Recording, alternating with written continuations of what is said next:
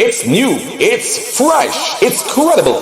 It's information, news, sports, and entertainment from and about the North Coast parishes of St. Anne, St. Mary, and Portland. Now, for the news. I am Sophia Lee Shupam. Here are the headlines. While the celebrations as Lime Hall Football Club makes it into the big league. Some of the best from Portland performed in Evening of Excellence. A new market in Port Maria hasn't made the streets less congested, and a St. Anne man shot dead in the street. Now the details. There was wild celebration at Drax Hall near St. Anne's Bay Sunday evening, July 2, after Lime Hall Football Club made its way into the nation's top football league. Lime Hall, previously known as Benfica, beat Racing FC of Portmore on penalties. This came at the end of the second of a two-legged contest that left the teams tied at 4 goals each. At the start of the penalty kicks, Racing missed their first penalty after Lime Hall's goalkeeper parried it onto the bar and over the goal. Lime Hall never let go of the advantage, and when Racing's 5th penalty went over the bar, hundreds of Lime Hall supporters raced onto the field, lifting up and slapping their players and dancing with them. They singled out goalkeeper O'Shane Allen, aka Brockop, who fell with exhaustion and had to be revived.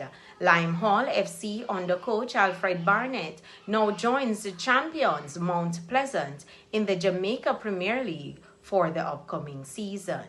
The full story is on the North Coast Times website. Also see the video on the North Coast Times YouTube channel. The towns of Jamaica remain congested and disorderly. Sidewalks are taken over by vendors, taxis and buses, as well as private vehicles park anywhere.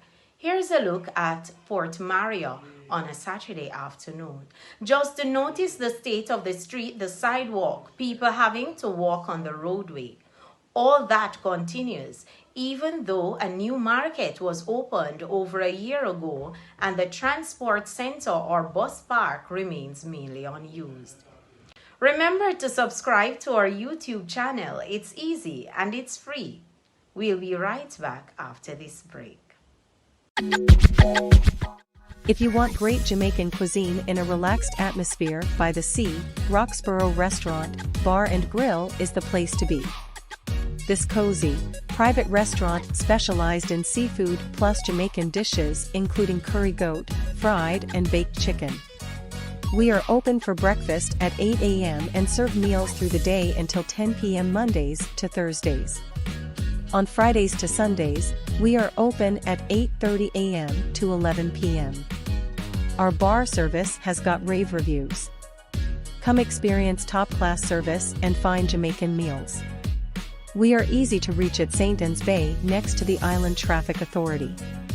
Call us at 87656266725 or 5367950.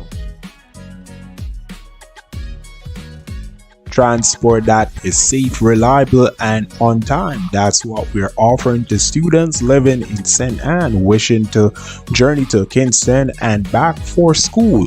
Call us at 876-359-3400. Global Addiction Vacay.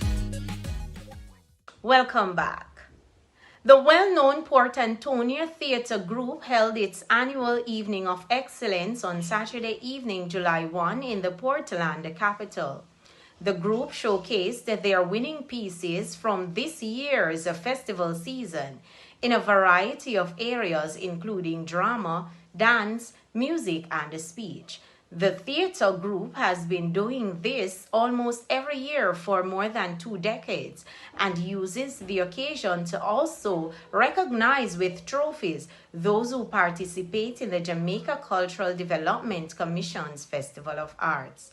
The offering also included traditional dances and the play The Rope, written by Dr. Maureen Campbell, founder and director.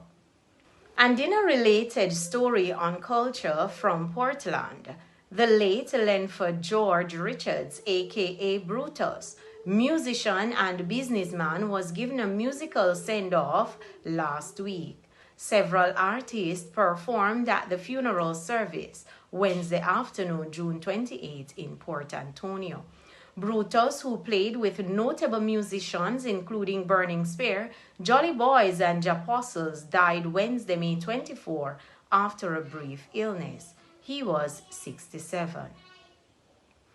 The People's National Party has announced that educator Dr. Kenneth Russell is to be their standard bearer in Southeast St. Anne in the next general elections.